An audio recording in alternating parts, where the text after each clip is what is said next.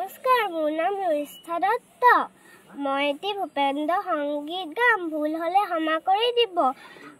মানুহে মানুহৰ বাবে যদিহে অকণো নেভাবে, অকণি সহানুভূতিৰে ভাবিব কোনেনো কোৱা সমনীয়া। মানুহে মানুহৰ বাবে যদিহে অকণো নেভাবে, অকণি সহানুভূতিৰে ভাবিব কোনেনো কোৱা সমনীয়া।